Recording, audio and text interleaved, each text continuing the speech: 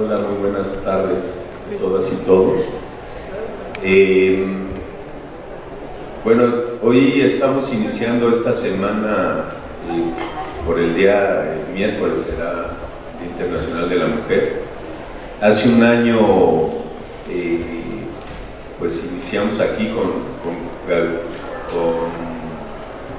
Gloria Cabral, que vino de Paraguay, bueno, en realidad vino de Brasil, aunque ella es paraguaya, y tuvimos esta actividad relacionada con el acto de protesta que se haga. Bueno, pues este será el cuarto año que se haga.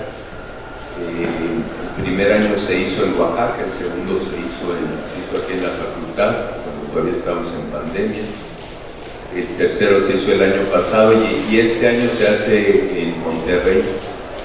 Y Gabriela Medrano, que está aquí con nosotros el día de hoy, viene desde Chile, desde Santiago de Chile, de paso hacia Monterrey, y la pescamos aquí para que nos dé una plática de lo que ha hecho allá en Chile, aunque ella es nacida en Quito, en Ecuador. Pero bueno, yo voy a leer una breve semblanza suya. Es un gusto tenerla aquí en la facultad y bueno, iba a decir que de alguna manera iniciar con ella estas actividades, pero en realidad a las 10 de la mañana presentamos aquí a Lucero Jiménez, socióloga del CRIM, del Centro Regional de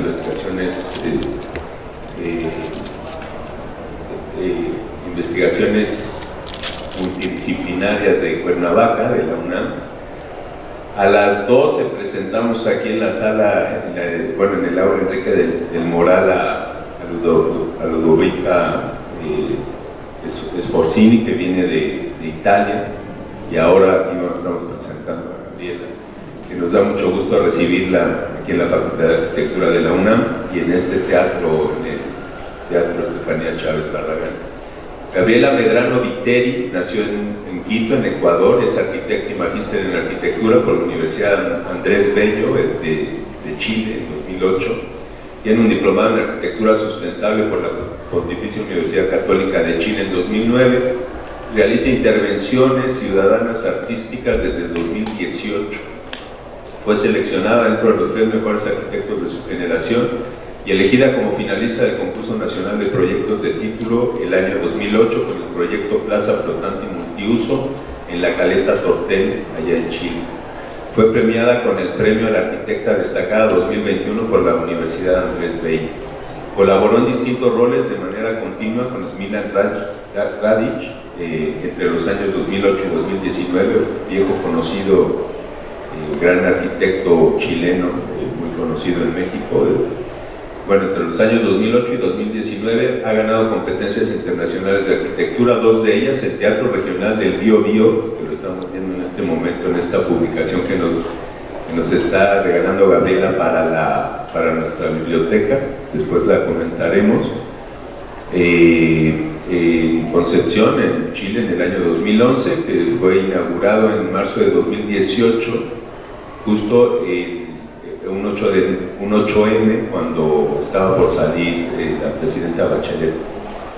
Y bueno, hizo este proyecto asociado con Smilan Radic y con Eduardo Castillo, y ganaron el gran premio de la Bienal, de la 13ª Bienal Panamericana de Arquitectura, y la Torre de Telecomunicaciones en Santiago de Chile en el año 2014, asociada también a Smilan Radic y a Ricardo Cerpelli. Su obra ha sido publicada en Chile y en el extranjero y ha dictado conferencias entre las que destacan Identidad, reflexiones desde la arquitectura y las obras públicas en la 20ª Bienal de Arquitectura y Urbanismo de Chile. Ejerce docencia desde el año 2013 en la Universidad Diego Portales, en la Universidad Andrés Bello, en la Universidad de San Sebastián, así como en la Escuela de Arquitectura de la Universidad de Chile, en la Universidad de Talca, y como profesora en el Magíster de Arquitectura de la Universidad Católica.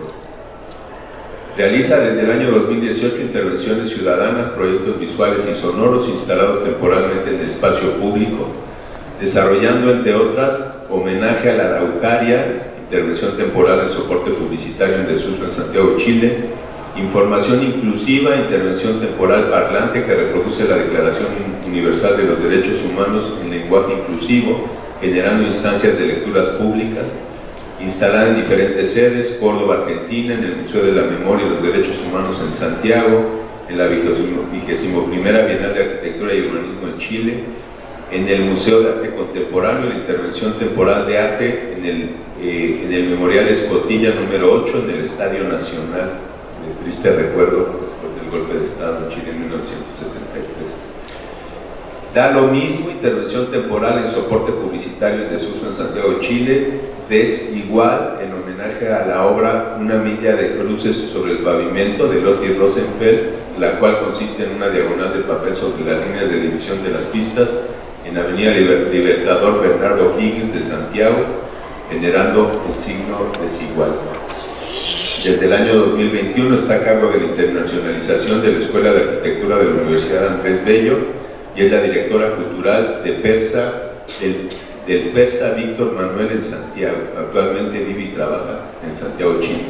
Le damos la bienvenida a Gabriela y le damos el micrófono.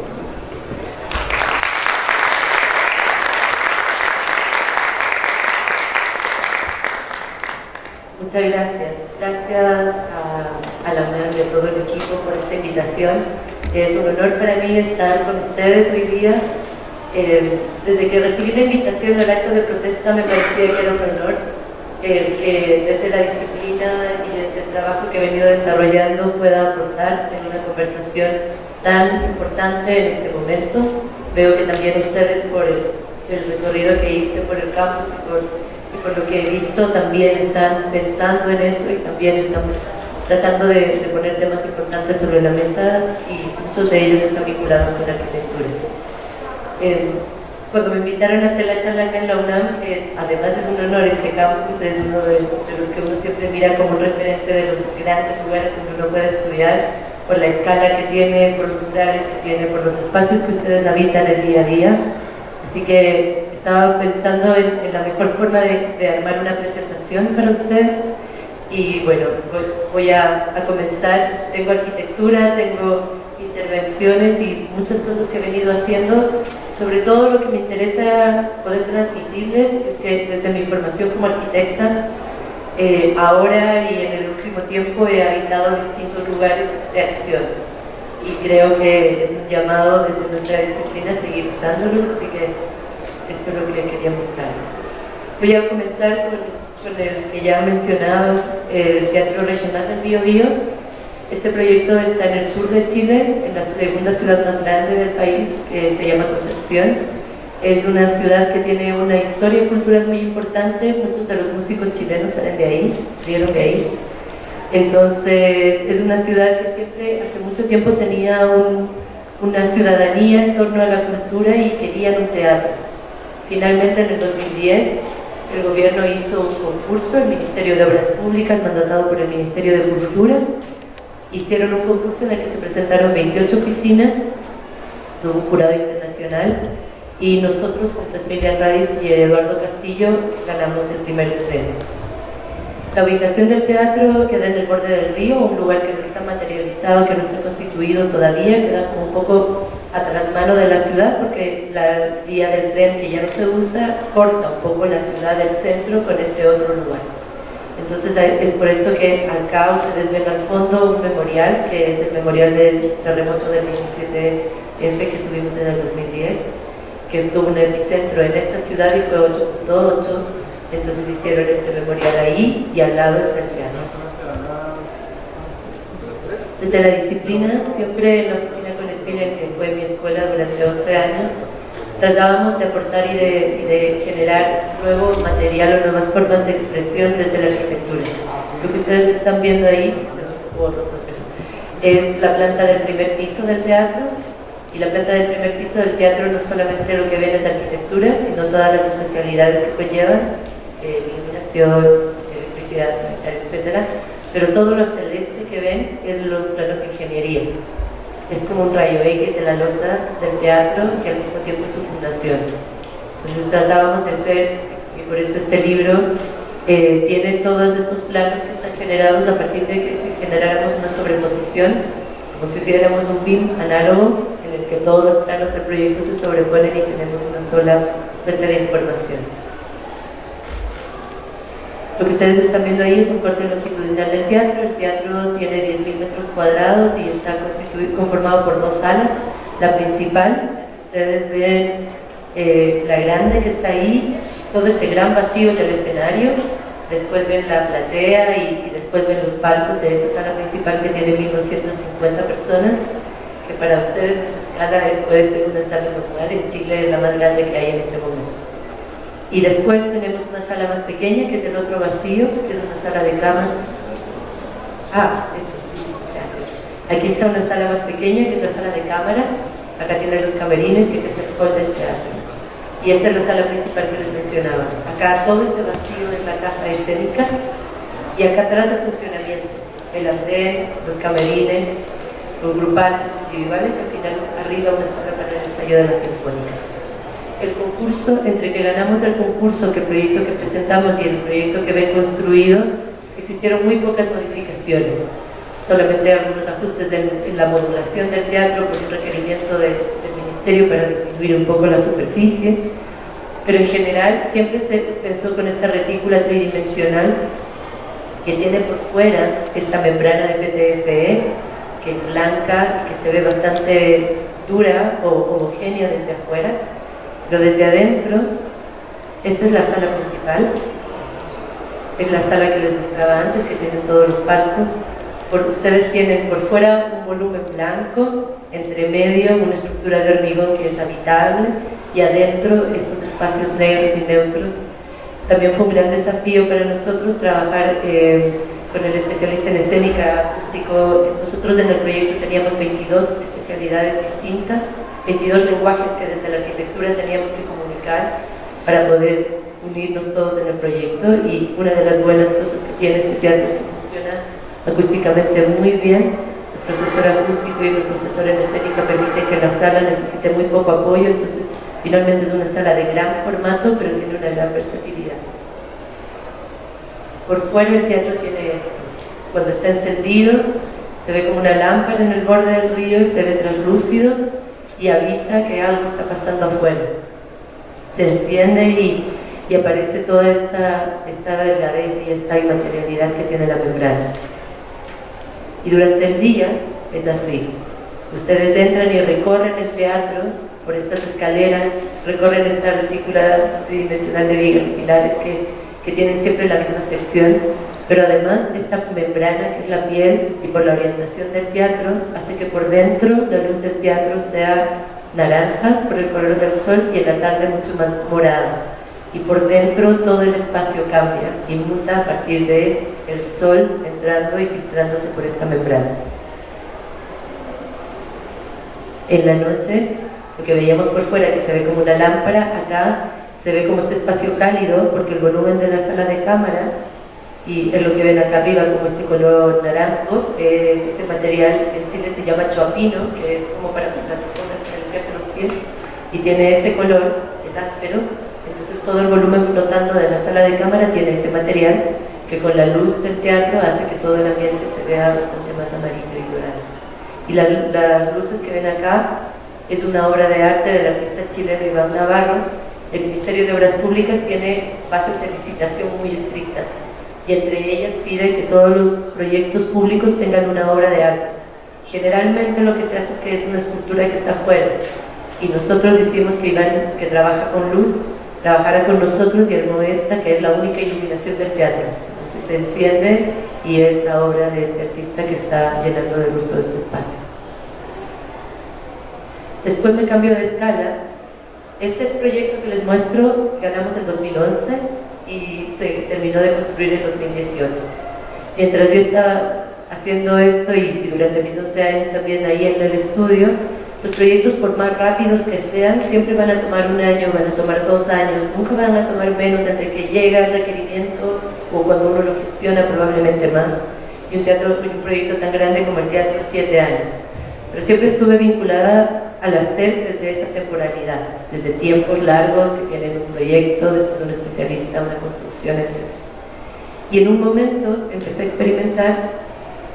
Este lugar es donde está la Torre Santa María, que es la oficina donde queda el estudio de Smilian, y yo fui por 11 años a ese lugar todos los días.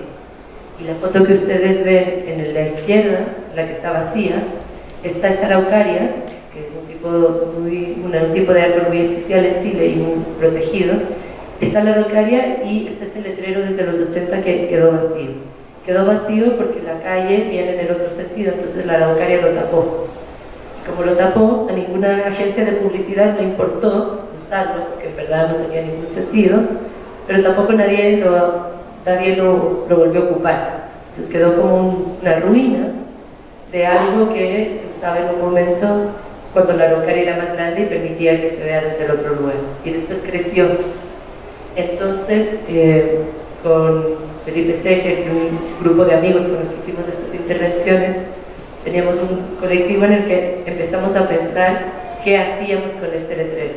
Y llegamos un día, en la noche, sin ningún permiso, porque tampoco a nadie le pertenecía el letrero. Nosotros preguntábamos de quién era y era como nadie sabía que había un letrero ahí, estaba abandonado en la ciudad. Entonces hicimos todo este cartel y lo fuimos a colgar nosotros mismos una noche, y el mensaje era el homenaje a la araucaria, que en el fondo era la araucaria que lo había protegido, pero también ayudaba a que todos sepan que ese árbol era una araucaria. Y después, al día siguiente, llegué en la mañana muy temprano para ver que fue el día anterior y el después, y lo que me sorprendiera era que toda la gente que yo escuchaba hablando, o en el ascensor, o la gente que se paraba a mirarlo, preguntaban como, ¿en qué momento pusieron un letrero? Y el letrero siempre estaba ahí. Entonces me hizo dar cuenta que nosotros podemos mirar cosas de la ciudad por nuestra disciplina, porque recorremos, porque miramos de una forma distinta, que las personas comúnmente pasan rápido y no las ven. Y también que cuando uno interviene en el espacio público, uno cambia ese cotidiano, al que todos estamos acostumbrados, que es algo que nosotros trabajamos, ¿verdad? Que muy bien, ha estado muy bien abordado en nuestra disciplina con toda esta deriva y con todo este cuestionamiento de cómo uno recorre la ciudad, con De Boer, ¿verdad? Y los situacionistas, que también hablaba de cómo uno se relaciona con la ciudad. Creo que es importante también darnos cuenta que nosotros vemos la ciudad y vemos cosas que entre nosotros es obvio, pero para los demás no lo son. Creo que ahí empecé a descubrir un lugar de acción. Después, quiero mostrarles esta otra porque se liga un poco a lo que sigue más adelante. Esta es el Estadio Nacional en Santiago, en Chile, y esto que ven ustedes ahí es la gradería, que está mantenida así como un lugar de memoria, un sitio de memoria, porque en este estadio torturaban a los detenidos que la dictadura torturó y mató a mucha gente en este estadio. Entonces, para mantener esa memoria, mantuvieron estas graderías como están, y el resto del estadio sigue funcionando ahora y como está modernizado, pero esta parte no. Y pusieron el mensaje que los guía como organismo de memoria, y es un pueblo sin memoria, es un pueblo sin futuro. En Chile eso es una cosa muy, muy importante. La memoria ha sido invisibilizada, ha sido como completamente aplastada por todo el sistema que se instauró a partir de la dictadura, del que todavía no podemos salir. Entonces es muy importante el tema de la memoria. Y lo que hicimos fue, cambiamos ese mensaje por un día del patrimonio también, que ellos querían como visibilizar aún más el mensaje, y lo cambiamos así. Un pueblo con memoria es un pueblo con futuro. El lenguaje genera realidad, y si hablamos de un pueblo sin memoria es un pueblo sin futuro, estamos hablando desde la ausencia. Como no tenemos memoria y futuro, probablemente no. Mientras que si hablamos que un pueblo que tiene memoria puede tener futuro, es simplemente cambiar el sin por con. Creo que la realidad puede ser un poco distinta. Y la arquitectura se transmite a los demás por muchas fuentes. Se transmite por los modelos o las maquetas, por la render, una cosa visual, pero también por un lenguaje escrito. Y se genera teoría a partir de eso. Entonces es importante también para nosotros ser conscientes de que el lenguaje genera realidad y que es un lugar de acción también.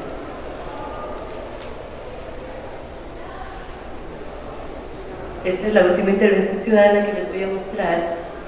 Este es un parlante que se instala en la vía pública.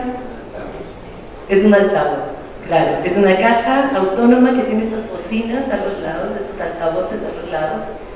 Y lo que reproduce es la Declaración Universal de los Derechos Humanos en lenguaje inclusivo.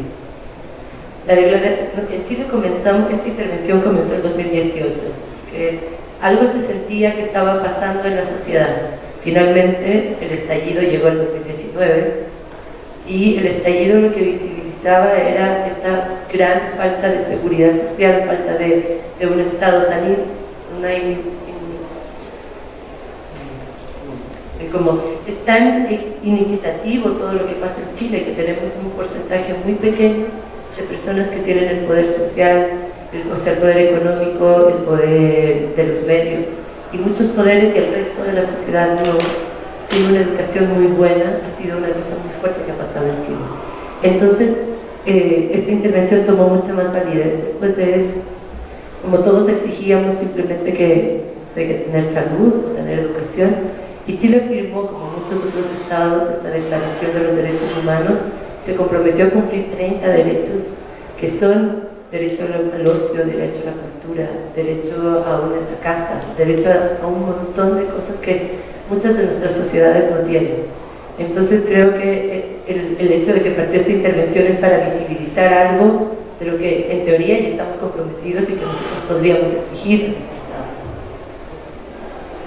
Se instala en la calle, y lo que pasa siempre es que lo instalamos en cualquier lugar y dejamos reproduciendo esta declaración, y siempre hay muchas personas que se paran, pero siempre alguien que termina abriéndose y contando una historia que sufrió alguna vulneración de sus derechos. La mayoría de ellos están ligados a la dictadura, todavía es una historia muy reciente en Chile, pero siempre hay alguien que realmente esto le toca, y también muchos otros que no sabían cuáles eran. Entonces le ayuda mucho, como por eso es el nombre de intervención ciudadana. Modifica el contexto, modifica el espacio público, pero al mismo tiempo entrega un mensaje, por lo que es importante que exista un receptor de esto. Entonces, por eso no creo que sea algo más bien que pueda leerse como una obra de arte, sino más bien porque necesita a esta otra persona que reaccione y que pueda. Acá está justo el 8M, el 2019, al frente de la moneda es la Casa de Gobierno, y esta es la Alameda, que es la calle más grande que tenemos, y en una de las marchas estaba ahí también puesto el parlante para visibilizar. Y finalmente en el Museo de la Memoria y los Derechos Humanos en Santiago. En el 2019, en marzo, nos invitaron, había el Congreso de la Lengua Española en Córdoba, en Argentina, y nos invitaron a poner este parlante porque, como está el lenguaje inclusivo no está aceptado por la Academia de la Lengua Española. Entonces, la Facultad de Filosofía, de un campus muy bonito también, generó el contracongreso. Invitó a muchas expresiones que trabajan desde el lenguaje, pero no estaban en el congreso oficial. Por una serie de variables, y como que no vale la pena detallar, sí visibilizar que producto de esta intervención, el gobierno de Macri y la ministra de Seguridad nos tomó detenidos, y estuvimos presos, detenidos, desaparecidos y torturados por 6 días, porque necesitaban encontrar terroristas para justificar el presupuesto que tenía su ministerio, y claramente, como no sabía quiénes éramos y no sabía lo que estábamos haciendo, nos metieron en esto, y finalmente todo terminó en que, claro, salimos, pero además que pudimos entender cómo funcionan los estados, que cuando un estado acusa a alguien de terrorismo, esa persona deja de ser persona. También lo ilógico que funciona el mundo, que este parlante decía la Declaración Universal de los Derechos Humanos y terminó en eso, pero además que después lo pusimos acá en el Museo de la Memoria y los Derechos Humanos de Santiago, para poder visibilizar que los derechos humanos están aún vigentes en muchas capas y que pueden pasar las cosas más insólitas alrededor de ellos, y que como esta intervención después de eso, en el museo, el director del museo nos dijo que ellos siempre trabajan con comunidades y que le importaba mucho que hiciéramos una actividad con un colegio. Este es un colegio de casi no sé, 12 años o 13 años de edad. Y producto de esto empezamos a desarrollar otro proyecto que también se los traje de regalo, que es la réplica exacta de la Declaración Universal de los Derechos Humanos, pero en lenguaje inclusivo. Entonces es exactamente la misma réplica, se llama réplica, que es la misma gráfica, la misma tipografía, funciona igual y tiene 3 cambios. Uno que está en inclusivo, las palabras que nos involucran a todos y a todas como humano, por ejemplo, dice humane, está en cursiva para visibilizarlo. Después que tiene incorporado 3 artículos al final, que son de Humberto Maturana, un gran pensador que falleció hace poco, chileno, que inventó todo un área para relacionar la ciencia con la sociedad.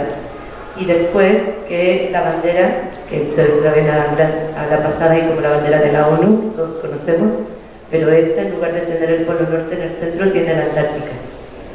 O también tratando de mover el norte, ¿verdad? Como Joaquín Torres García hace tanto tiempo, pero también visibilizando el problema de cambio climático, y la Antártica es la fuente de agua, pues el lugar de reserva más grande del mundo. Cambiamos de formatos también, y eso es lo que permite como tener una intervención así. También lo hemos hecho como en conciertos de música en estadios, y claro, en este caso fue el Centro de Derechos Humanos que nos asistió cuando pasó lo de Argentina, tenían este concierto, y antes del cierre pudimos hacer una lectura pública de toda la gente que estaba en el estadio. Entonces ahí la pantalla de las visuales de las bandas se convirtió en el soporte. El parlante no existía, pero sí la declaración y el sonido. Después de esto, después de entender a partir de estos 3 pequeños casos y aproximaciones que les muestro de cómo desde la arquitectura podemos intervenir en una escala más cercana y cómo podemos cambiar el espacio público, recibí la invitación del Magíster de Arquitectura de la Universidad Católica para formar parte de su equipo, y les propuse hacer un curso que se llamó Intervenciones Ciudadanas. Intervenciones ciudadanas porque cuando las personas veían lo que yo hacía en el espacio público decían que era una intervención urbana, y a mi parecer el lenguaje estaba equivocado, porque ocurre en la ciudad, es un pero urbano uno lo entiende como un tema de escala, por lo menos desde nuestra disciplina. Cuando hablamos de urbanismo estamos hablando como no de una, sí, también de una calle, pero de un barrio, de una ciudad, de una escala más grande. Entonces me parecía que el término podría ser intervenciones ciudadanas, y empezamos a trabajar con el taller, y lo que ustedes están viendo acá son intervenciones que se hicieron en Chile en los años, este es del 79, el anterior también, y son intervenciones que se realizan.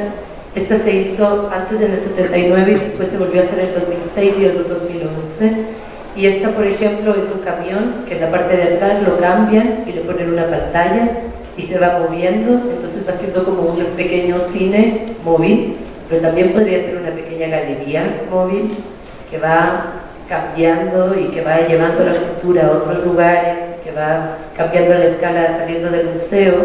Por eso me parecía interesante después ese es del Museo Nacional de Bellas Artes, y los artistas del CADA era un colectivo que trabajaba en contra de la dictadura que ocurrió en el 73, entonces hacían muchas cosas en el espacio público. Ellos hicieron esta intervención de tapar el museo con una tela, con un lienzo, para decir que el arte tenía que estar afuera y que no podía estar adentro, porque no podía estar respaldado por el Estado, porque en este caso el Estado era el que estaba vulnerando los derechos de todos y todas. Y mucho más contemporáneo, en el estallido que tuvimos ahora en el 2019, esta es una intervención que se hizo en lo que se llama ahora la Plaza Dignidad, que es el epicentro de donde existieron todas las manifestaciones y donde hubieron personas que perdieron la vista y que también fallecieron en ese lugar. Esta intervención, eso que ustedes ven ahí, la cara de Catrillanca. Catrillanca era un perteneciente al pueblo mapuche en el sur, y el Estado en un operativo terminó con su vida. Entonces era como mostrar que en distintos lugares ocurrían este tipo de vulneración. ¿Por qué lo pongo acá y por qué era importante en una escuela de arquitectura o en un magíster de arquitectura tratar estos temas? Porque el soporte es un edificio, es temporal, trabaja cambiando todo lo que ocurre en esa plaza mientras ocurre la intervención. Entonces todas esas variables son variables que nosotros podemos abordar desde nuestra disciplina. Hicimos un catálogo con todas estas, un catálogo atemporal desde el 60, la primera intervención que tenemos registro en Chile, hasta las que siguen pasando ahora. Así que estamos haciendo un catálogo y queremos publicar este año. Esto es un poco como el trabajo que hicieron, como recopilar cada una de ellas y buscar información, ya sea en una ficha, y también llevarlo a un lenguaje técnico, como una isométrica o de representación desde nuestra disciplina, para poder transmitirlo y poder analizar qué es lo que pasa. Lo que les estoy mostrando acá es algún trabajo en el que estuve el año pasado. En Chile el tema de las mujeres y el tema de visibilizarnos, sobre todo desde los monumentos, no existe un monumento. Hay muy pocas mujeres que están en un monumento, siempre son hombres los que están ahí por la historia que tenemos. Entonces se hizo una convocatoria y una invitación al concurso para hacer un monumento a las mujeres en Chile, en Santiago, en un parque. Y junto a una amiga artista participamos en este concurso. Lo ganó la Cecilia Puga, que también es arquitecta chilena, con una artista, con Josefina Santi. Están promoviendo mucho, como desde el arte, cuando están trabajando en el espacio público, esta mezcla. Ahora, por lo menos los últimos concursos en Chile, o las últimas convocatorias, siempre piden una arquitecta y un artista, como esa dupla para poder abordar la variable de que va a estar en el espacio público, y también la variable técnica, y complementarse entre las dos. En este caso, participé con una amiga que se llama Alejandra Prieto, una artista chilena que trabaja con minerales, tiene unas obras de carbón, hace unos espejos de carbón de gran formato que son impresionantes, y ahora está trabajando con el litio, porque no sé si ustedes saben, pero entre Bolivia, Argentina y Chile tenemos el 90% de la reserva de litio, que va a ser el oro, así que probablemente en el centro de la guerra ya no esté, donde esté el petróleo, sino que va a cambiar su eje, y hay que entenderlo ahora, que aún estamos a tiempo de hacerlo, ¿no? Y ella trabaja desde ahí. Hicimos este concurso. Lo que quiero mostrarles es primero como la postura de nosotros frente al encargo o a la convocatoria. Nosotros no queríamos algo que sea vertical, porque eso está como entendido como algo fálico, como algo que está como muy en la cabeza de todos, que genera como un monumento, siempre es algo que es vertical. En nuestro caso era horizontal. El nombre de la obra es Horizonte Circular, y acá lo que tenía es una especie de topografía, y lo que nosotros queríamos era que se use. El disco que ven ahí es de cobre y espejaba los árboles que estaban, entonces tenía los árboles en otro plano, pero además permitía que se suban y que jueguen y que te recuestes y que uses el monumento. No queríamos el monumento de la mujer como algo que se miraba desde fuera, sino algo como que permitía que uno se siente y uno esté ahí, y que use este espacio, y sobre todo el esfuerzo de poder hacer memorial en un parque. Entonces, bueno, tuvimos una mención y estábamos muy contentas con eso. Ahora voy a ir a otra de las cosas que he desarrollado en el último tiempo. A partir del año pasado, llevo un año en esto. Quiero mostrarles un lugar muy particular en Chile. Es la manzana que ustedes ven acá, que está como un poco más marcada. Toda esa manzana, cuando Chile empezó a crecer, los trenes crecieron y la ciudad se empezó a expandir, en esta parte de Santiago se construyeron muchas industrias, y esta manzana pertenecía a una curtiembre que trabaja en el cuero y una fábrica de zapatos.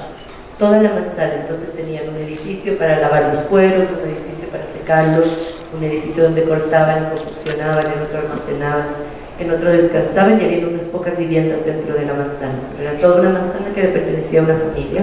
Si ustedes ven en el lado izquierdo, pueden mirar cómo era y cómo funcionaba. Entonces tiene varios temas que son interesantes para nosotros como arquitectas y arquitectos, y para la escala de la ciudad es una manzana que, a mi parecer, es la escala más pequeña en donde se puede hacer un master plan. Entonces me invitaron como directora cultural de esta manzana, y lo primero que les propuse fue eso, que hiciéramos un plan maestro, para que organizáramos qué era lo que pasaba en esta manzana. La manzana está compuesta por varios de estos galpones, que están enumerados ahí en esta isométrica, pero lo que me interesaba mostrarles ahora es el sistema constructivo. Es un sistema constructivo de hormigón, que es de una patente francesa que se construyó en un montón de lugares de Europa, y también se llevó a Chile en algún momento, y es la que generó esta estructura de vigas y pilares que arman estos galpones. Que es sorprendente que Chile es el único lugar sísmico donde se ha hecho esta misma patente. Entonces es el único lugar particular. Y lo que está marcado en azul más oscuro son las diagonales o los refuerzos que se hicieron a partir de este sistema que está pensado y que es un sistema que está patentado, pero que en este caso cambiaba por la condición sísmica que tiene Chile, que cualifica un montón de los espacios que habitamos. Los primeros pisos son un mercado persa que está colonizado como por pequeños puestos y es una locura y un laberinto los fines de semana que abre, pero los segundos pisos tienen este tipo de espacios que no han sido usados desde 50 años. Esta familia compró la manzana entera hace 50 años, fue fábrica de zapatos 50 años. Después una familia lo compró y lo convirtió en este mercado persa, que es un flea market donde se compra desde un tornillo hasta una antigüedad, por los últimos 50 años. Y ahora quiere convertirse en un centro cultural. Y la mezcla de hacer cosas en el espacio público que yo venía desarrollando y también mi experiencia como trabajando con Spirit y trabajando en arquitectura muy intensamente y también docencia, les parecía que fue el perfil y me invitaron a participar en el proyecto. Y estos espacios están disponibles hace 50 años y son espacios que queremos convertir y habilitar para poder para llevar oferta de cultura a este barrio, que es un barrio que no queda, que ahora es un nuevo centro de la ciudad como cambió por supuesto como todas, queda un poco alejado del centro, pero en 15 minutos uno puede llegar desde el centro de la ciudad hasta este lugar, pero lo más impresionante es que recibe a 45.000 personas todos los fines de semana que van a comprar cosas en este mercado de cachureos que se dice en Chile, ¿no? Como cositas chicas que nadie quiere, que ahí lo venden y toda esta manzana y funciona solamente los fines de semana. Y estos son espacios que están disponibles ahora. Y este es el primer espacio que se habilitó en el primer piso, que es donde estaba una bodega, estaba sin uso, y lo vaciamos y cambiamos y convertimos en una plaza, en esta manzana, en este barrio que se llama el barrio Bio Bio, muchos galpones, muchas manzanas como esta, pero no todas de un dueño y no todas con esta historia del mercado persa. Generamos una plaza, como este espacio público donde alguien puede llegar y sentarse, y han pasado cosas muy particulares porque como no hay ningún otro lugar público y gratuito en el barrio, todos van a descansar allá, entonces tienen sombra y están sentados en un carrito de café, pero además se ha convertido como en el lugar al que todo músico quiere ir, porque tiene público garantizado, es gratuito y está en este lugar con mucha historia en la ciudad. Estas son las fachadas, toda la manzana está cerrada por muros, entonces tiene pequeños accesos y ha tenido desarrollo de arte o muralismo en estos perímetros. Y desde este año que llevo hemos tratado de activarlo llevando oferta de cultura que no estaba presente ahí. Hay que considerar que todo el público que va allá, por lo menos en la sociedad chilena, son personas que no van al museo, que no van o al mall o a este lugar, y esos son sus paseos de fin de semana.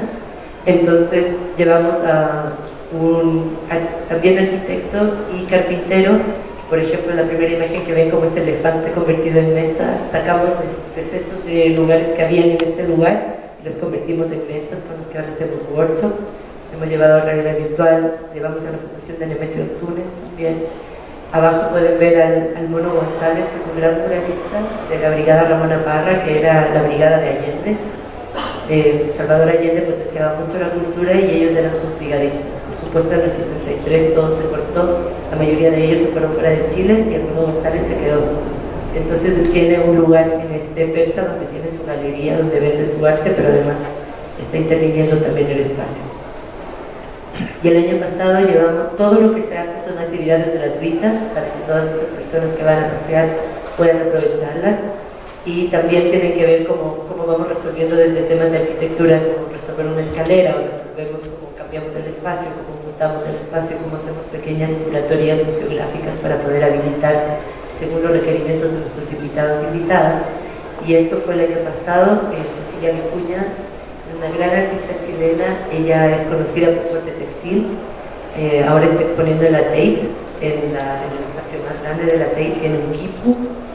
Ganó el León de Oro de de Venecia, la trayectoria del año pasado, es la primera mujer latina que gana ese reconocimiento, y también escribe poesía. Y uno de sus libros de poemas ella lo musicalizó y lo grabó en un disco. Entonces, desde ahí la invité a que vaya al Persa, y fue en diciembre del año pasado, hizo un concierto. Como ustedes ven, en esa plaza que antes les mostré que estaba vacía, pusimos un piano de cola, y Cecilia Vicuña cantando sus poemas, que es como, para que lo entiendan, como escuchar a la Yoko Ono, pero en español, como muy vocal y muy, no se entiende mucho, y esto en el Persa. Cuando terminó, que claramente fueron todos los que conocían a Cecilia y que querían verla en esta nueva faceta, pero además estaban todas las personas que siempre van. Y Cecilia, cuando terminó, lo único y el comentario más importante que me hizo fue que ella no se acordaba de estar en un espacio público así en Chile desde antes de la dictadura, sobre todo porque se le acercó mucha gente a decirle que nunca habían escuchado algo así.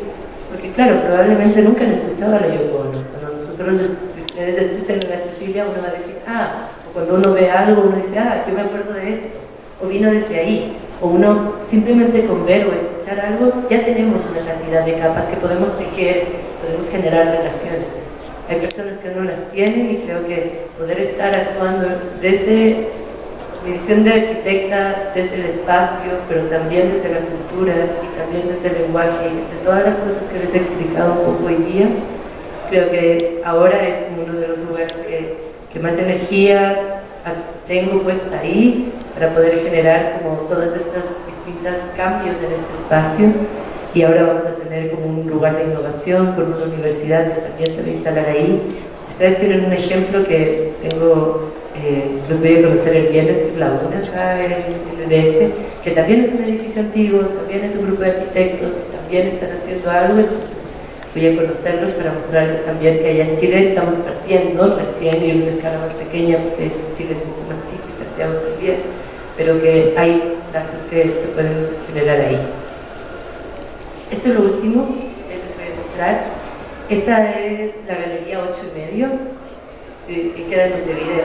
Si ustedes se dan cuenta, es una cochera donde estacionaba el auto en esa casa. Es un barrio en el que están cambiando y están llegando como restaurantes o radios o algunos tipos de más personas están renovando el barrio. Y dentro de esta renovación, Pedro Lipnik, que es el arquitecto de esta galería, remodeló toda la casona, hicieron un restaurante. Por esa escalera uno sube y llega al restaurante, adentro del patio increíble, y se renovó. Y este quedaba como resegado, este espacio, porque tiene 2,5 metros de alto, bastante apretado, porque era como para guardar el auto y la conexión hacia la calle y nada más. Y Pedro la convirtió en una galería, se llama 8,5 porque tiene 8,5 metros cuadrados.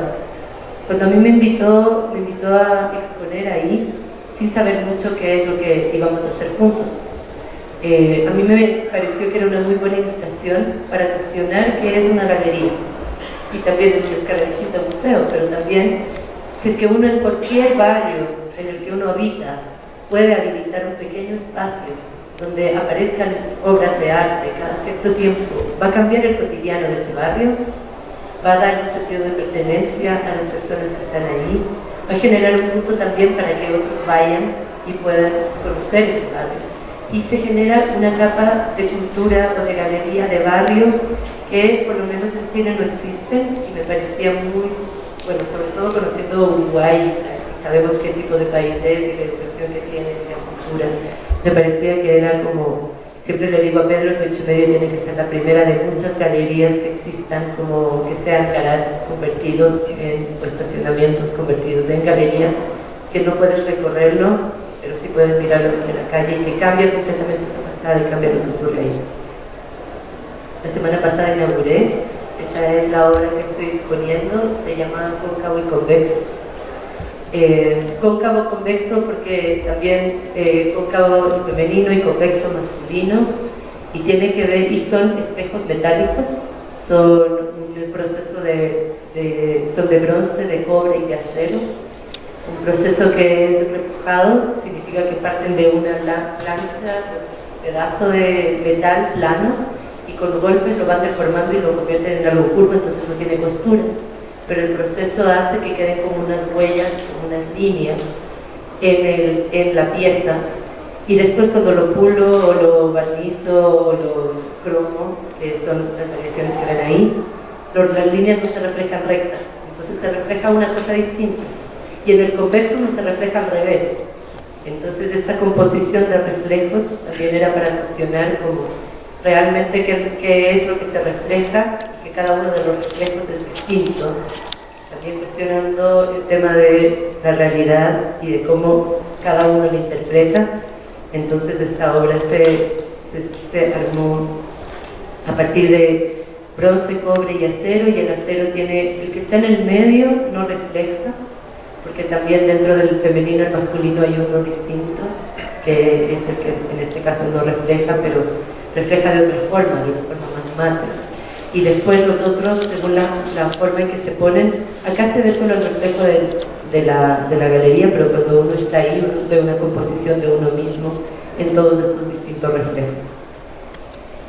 Y también, volviendo a nuestra disciplina, con esta termino, para solucionarlo necesitaba una abrazadera que tenga un hilo roscado que afirme esta pieza de cierta forma, y esa capa técnica de resolución, algo a una escala muy pequeña, era algo que nosotros en el estudio también hacíamos cuando hacíamos una baranda, hacíamos una escalera o hacíamos una puerta.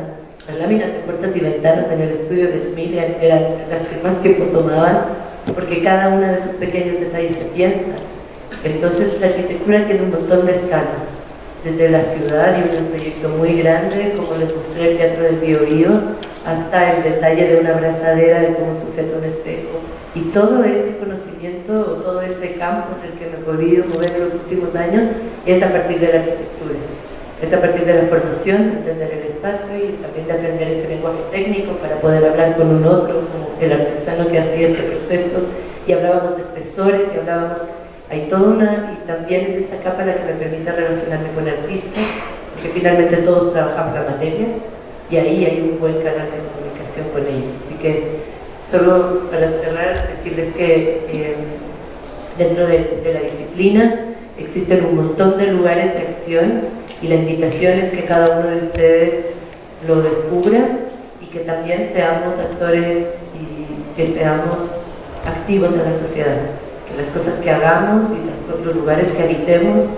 entreguemos algo de lo que nosotros creemos o algo que nos importa, porque creo que si uno se relaciona así con el quehacer, además de entregar un mensaje y además de colaborar para que todas las cosas funcionen mejor, también uno puede seguir generando conocimiento en uno y poder generar distintas posibilidades de cómo desde la arquitectura o desde la docencia o desde las intervenciones o desde el arte poder trabajar a partir de ideas y de transmitir como todas las cosas que finalmente nos están vinculando ahora en el acto de protesta y ahora como sociedad. Eso. Muchas gracias.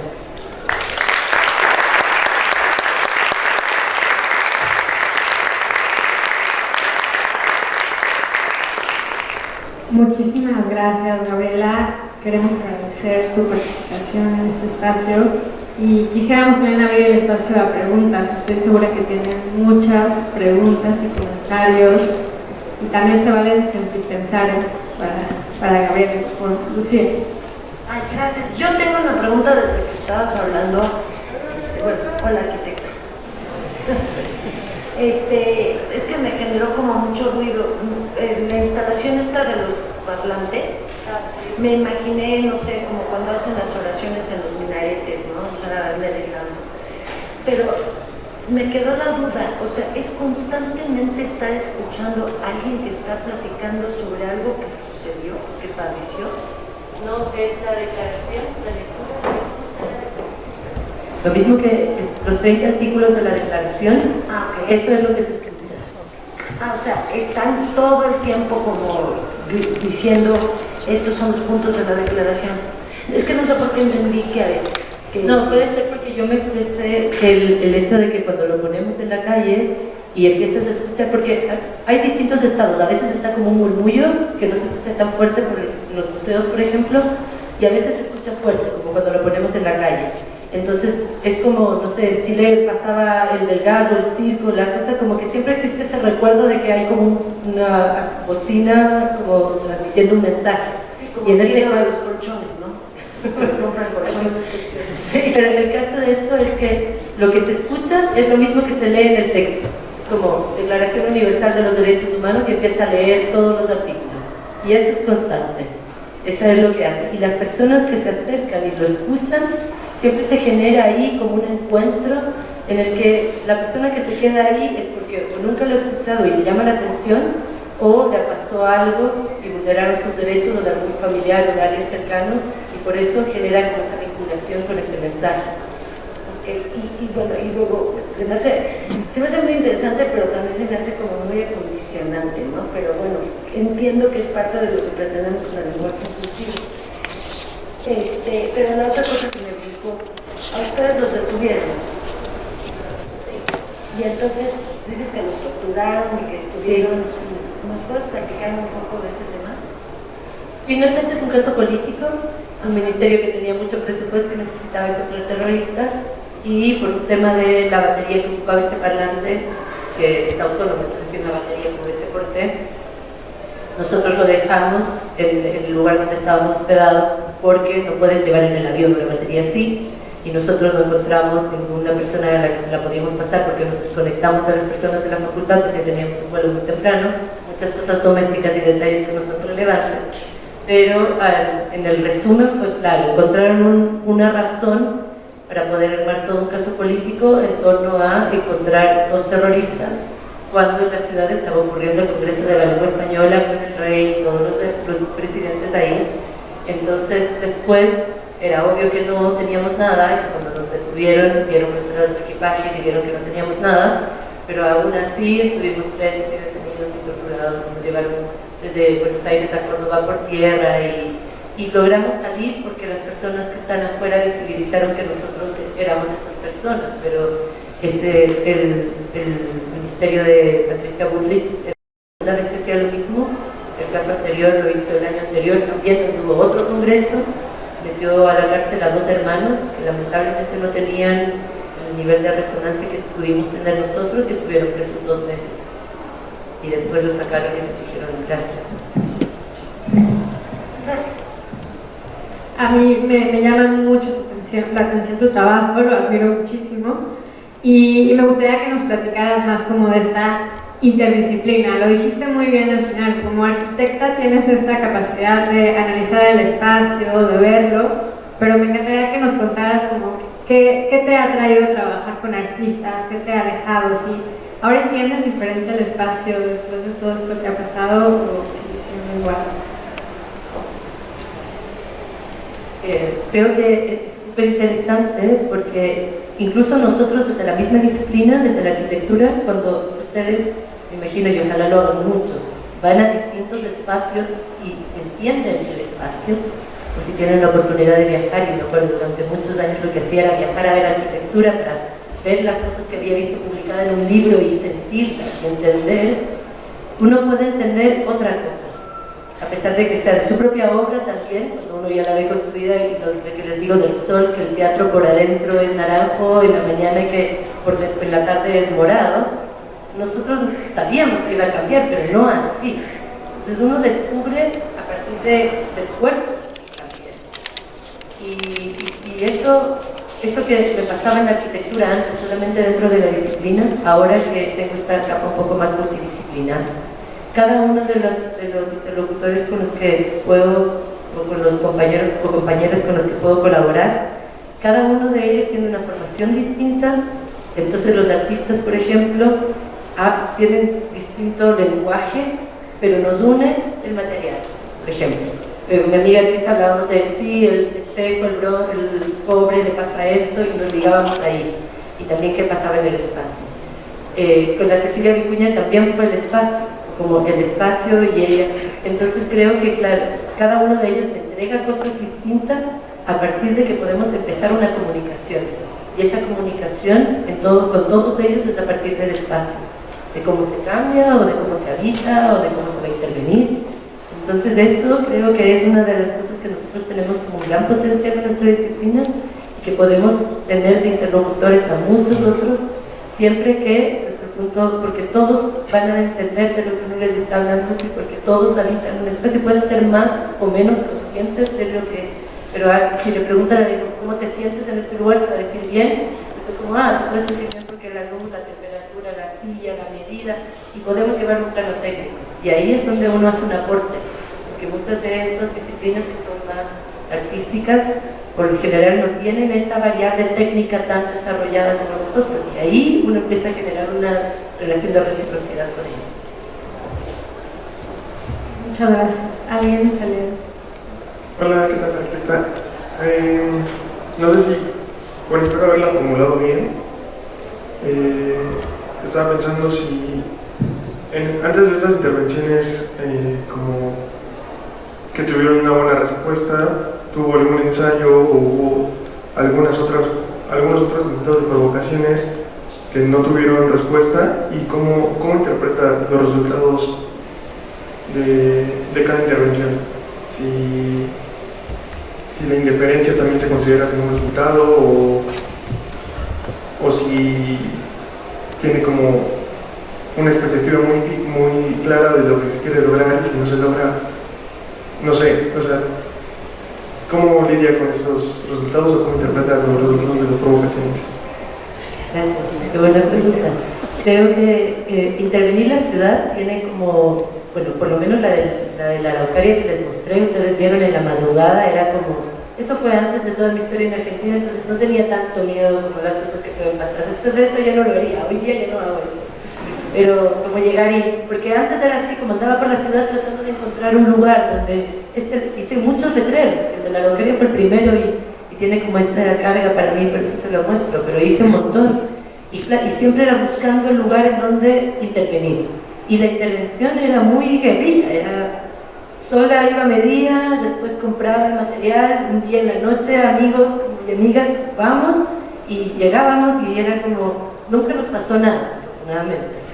Claro, después yo ahora no, pero en ese momento y lo que nos motivaba y nos llenaba de energía era poder hacerlo. Y después, la parte que tú preguntas, más que tener como pensado qué es lo que iba a pasar, es como el regalo de hacerlo. Es como sentarte, siempre va a pasar algo. Siempre va a haber alguien que interactúe, siempre le va a pasar algo a alguien.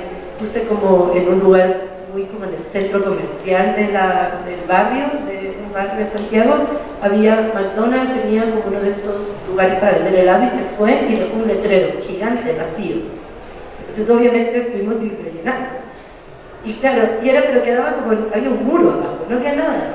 Y pues como le pusimos luces y la gente como que empezó a ver, después te iban a preguntar cuánto costaba arrendar ese letrero, porque nadie había ocupado a la comunidad que estaba ahí. Después la comunidad lo empezó a arrendar, como que las mismas luces que pusimos nos empezó a ocupar y ahora tenía publicidad y era como la vuelta que uno nunca quiere. O sea, estás habitando como una ruina del marketing y de la publicidad. La habitamos, la visibilizamos y después lo empezaron a usar para eso de nuevo. Claro, pero todo siempre es una sorpresa. Nunca uno sabe qué es lo que va a pasar y eso es parte de, a mi parecer, como muy interesante y por eso se llaman intervenciones ciudadanas, porque siempre entregan algo y hay una vuelta y esa vuelta es lo que enriquece lo que hace, que también tiene un poco que ver con la arquitectura. Uno hace un espacio pensando en que va a funcionar de cierta forma, pero después hay que ver cómo los demás se relacionan con ello y cómo sienten eso. Tiene un poco que ver eso también las intervenciones en el espacio público. Siempre cambia, siempre ese cotidiano va a cambiar. Y algo va a pasar. Mejor no saber. Gracias.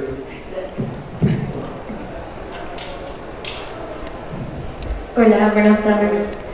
Bueno, déjame ver cómo decir esto. Bueno, primero un gusto que estés aquí.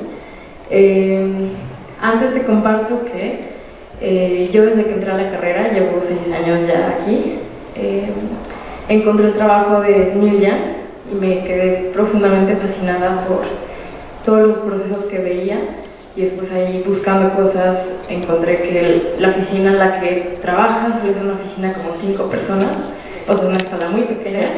Entonces asumo que eras tú una de esas personas.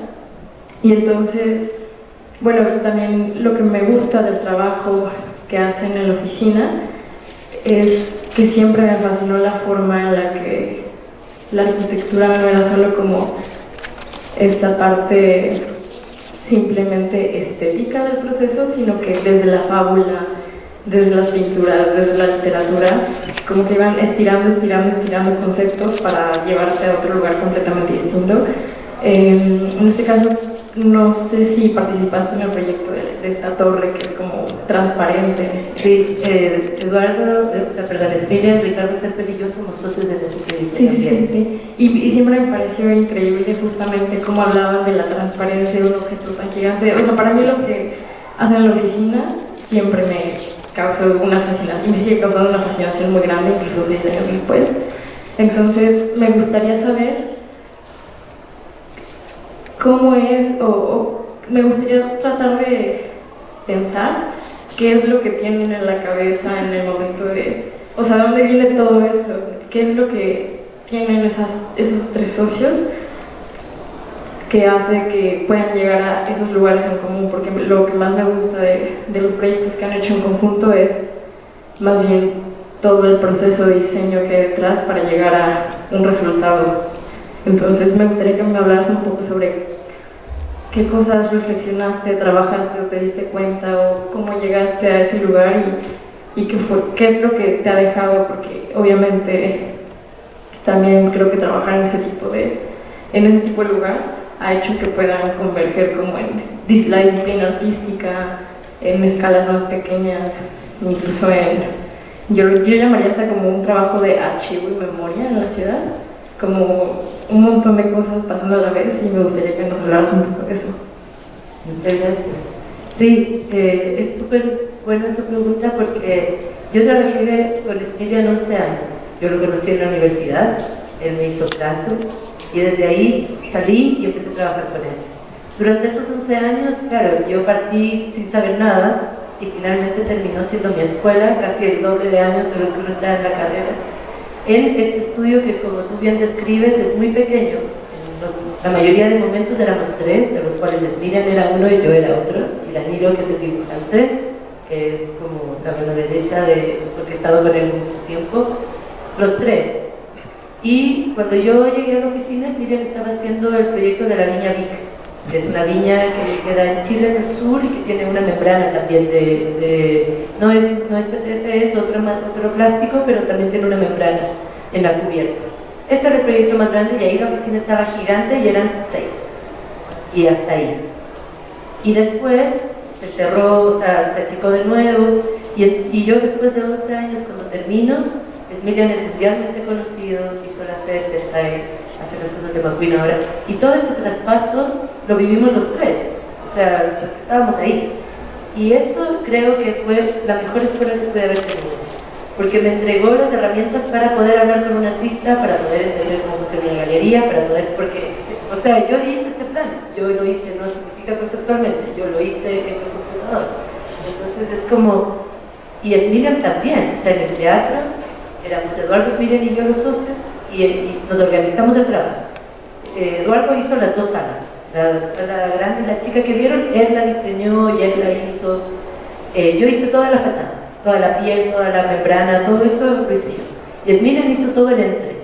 Pero era así, una carta GAN, como tú mañana tienes que entregar 5 planos y 2 cortes, perfecto. Y Emilian dibujaba 5 planos y 2 cortes, y él dibuja, los mejores planos que yo he visto son de en ArchiCAD, no en AutoCAD, y no BIM, como una cosa muy mala que dibuja ahí, pero de una manera mal usada el software, pero es su herramienta, y dibuja todo. Y dibujábamos una cosa que sí fue una muy buena escuela, dibujábamos todo escala 1 a 1. O sea, los planos cuando imprimíamos escala 1 a 50, cuando 50 puede funcionar a 100, salía toda la línea negra, así, pero pésima. Y era no porque estaba mal calibrado el grosor de la línea, era que había tantas líneas en ese dibujo que se veía negro, se veía muy denso. Pero después nos ayudaba que de ahí cambiábamos y hacíamos los escapillones, de ahí cambiábamos y hacíamos los detalles, como que ya tenías claro desde que estabas aproximándote a una escala, nunca fue como hagamos a 200, después a 100, nunca existía ese proceso. Y otra cosa, Miriam es muy generoso también en el conocimiento, por eso también puede trabajar tanto tiempo con él. Y cuando partíamos cualquier proyecto, si bien existe un lugar en el que colaborábamos, éramos socios, etcétera, pero era Miriam el que llegaba como con un arco de libros de su biblioteca, como ahora vamos a hacer este proyecto, vamos a pensar en esto. Y en la torre que tú describes, claro, llevó a Mr. Fuller, llevó a toda esa rama y era, desde aquí vamos a hacer una torre. Nos ocupamos de ese sistema, y ahí por eso nos asociamos con Ricardo Serpel, porque es una mezcla rara él, que es ingeniero y arquitecto al mismo tiempo.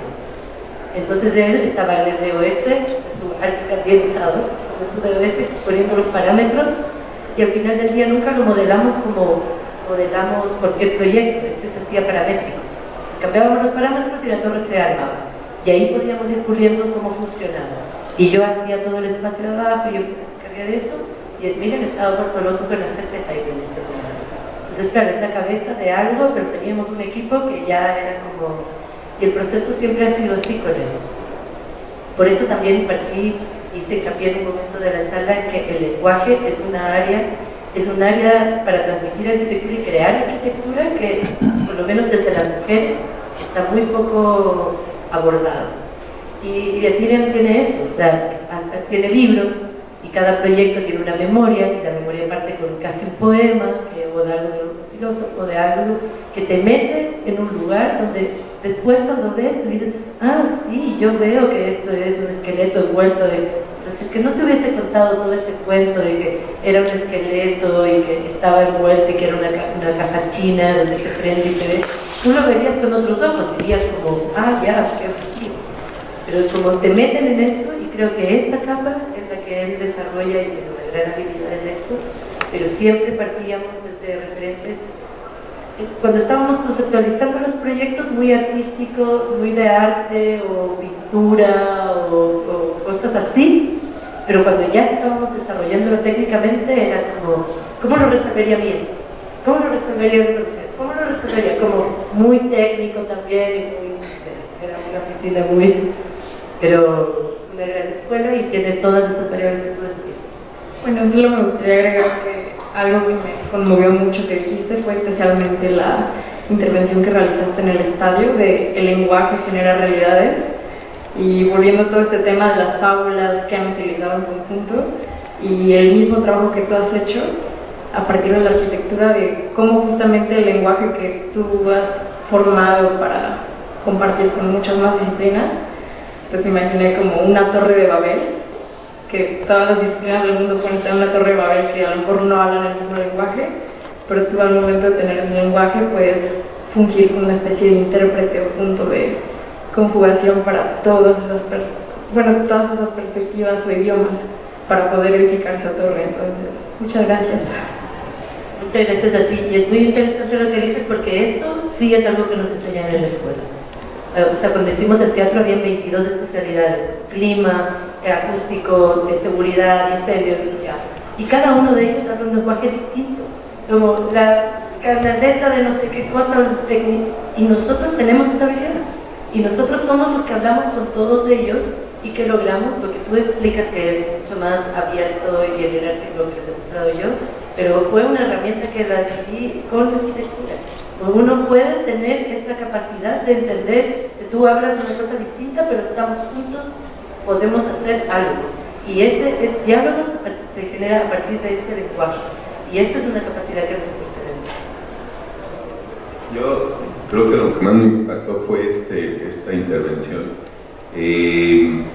Nadie, bueno, tampoco había nacido. Yo en 1973 tenía 12 años y el 11 de septiembre fue el golpe de estado de Pinochet en Chile, y en este estadio murió mucha gente, y entre otros muchos murió Víctor Jara, que era un cantautor, que era pues una bandera de aquel movimiento que llegó al poder a Salvador Allende en Chile, que luego fue pues, dramáticamente cercenar ese proceso. Y bueno, es muy significativo que actualmente este estadio sigue en uso y que hayan dejado ese espacio como un rectángulo de la memoria. de hecho el estadio se llama Víctor Jara hoy en día, y bueno, es un gran acierto este giro que le dan de cambiar el sin con el con, o sea, de cambiarle, de verlo, digamos, desde el punto de vista positivo. Hay que tener memoria, no hay que dejar que nos la roben. Entonces, bueno, felicitarte y bueno, agradecerte que hayas pasado por aquí, por la facultad. Gracias. ¿Alguna pregunta más? Bueno, a mí me encantaría que cerráramos, Gabriela, si pudieras decirnos, y desde, muy como desde el lenguaje, como lo plantea Ivonne y como lo planteas tú, siempre me ha llamado mucho la atención que, por ejemplo, en literatura solemos decir que Marcel Proust, a pesar de ser un hombre, tiene una literatura muy femenina. No se trata de que sea rosita y pequeñito, sino que vibra en otro tenor. Y pasa lo mismo con este trabajo que nos has presentado, con esta arquitectura que podemos ver desde tu propia práctica y desde la práctica de Smiljan. Y yo quisiera que nos dijeras, el ser mujer, o sea, es la semana del 8 de marzo, el ser mujer, ¿de qué manera ha impactado en tu quehacer arquitectónico?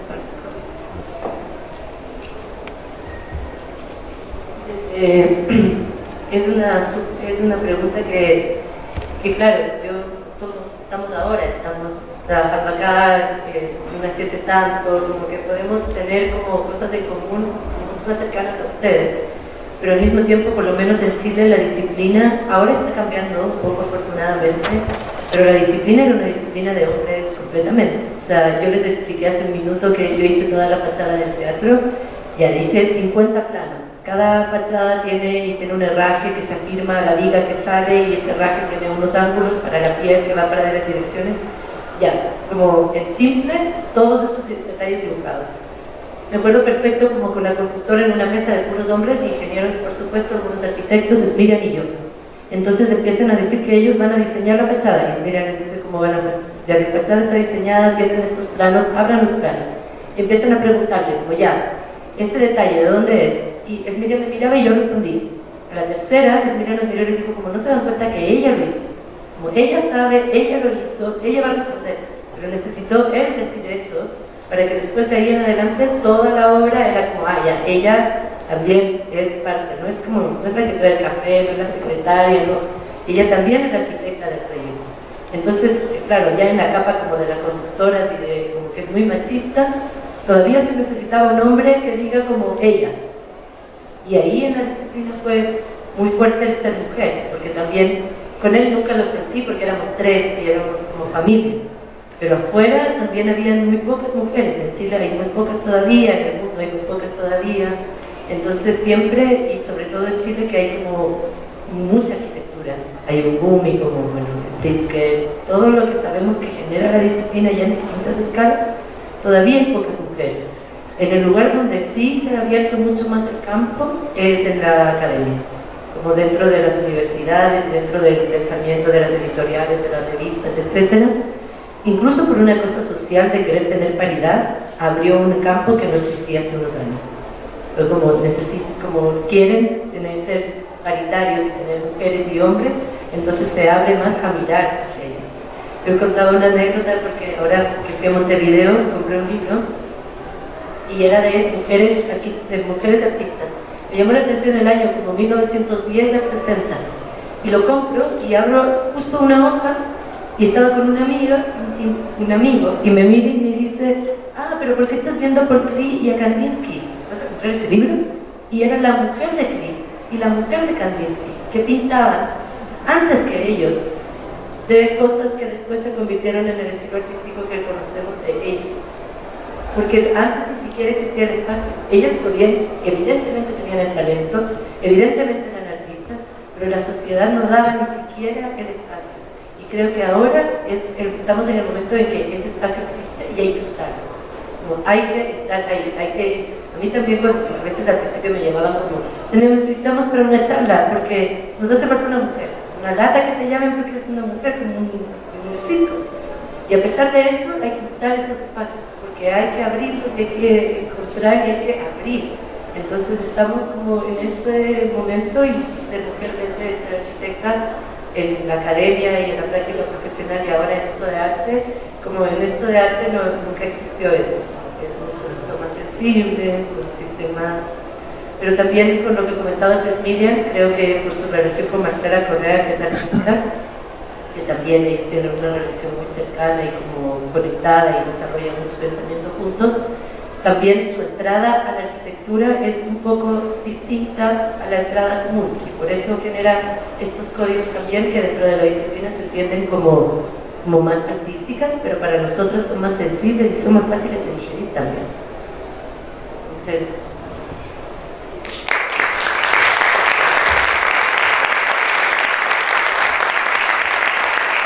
Muchísimas gracias a todas y a todos por su presencia y muchísimas gracias. Bueno, esto nos lo trajo Gabriela. Sí, de que varios ahí se... Hay varios por ahí. Nos trajo también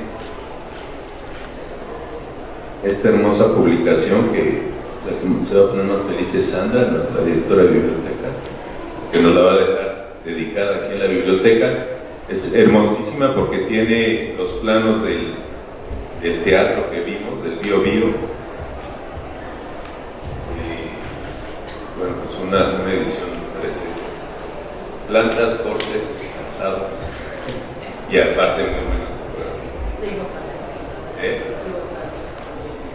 Y Guampán. Bueno, pues mil gracias, Gabriela. Nosotros le vamos a corresponder con unos regalitos. Bueno, lo primero que le vamos a pedir es que para quien no lo sepa, tenemos un libro de visitantes distinguidos, visitantas, que nos tendrá que firmar, ahorita lo damos. Y bueno, vamos a obsequiar de la facultad ya con nuestras nuevas bolsas de la facultad en clave de una de nuestras libretas, bonito collage, de aquí el número 50 de Bitácora Arquitectura, de nuestra revista que desde 1999 sacamos y que ya alcanzó el número 50, está por salir el 51, estén atentos y atentas. Y bueno, el calendario 2023, que todavía es bueno para 9 meses y 3 semanas, ¿no? Ya va a ser de los últimos que regalamos, porque ya cada vez se va quedando más caduco, pero es ciudadanía universitaria, no ciudad universitaria, sino ciudadanía. Acabamos de inaugurar la exposición aquí en el MUCA, en el Museo Universitario de Ciencias y Arte, para que también la visiten. Y bueno, agradecerte, Gabriela, y decirte que estás en tu casa y que te esperamos cuando quieras. Sí, claro.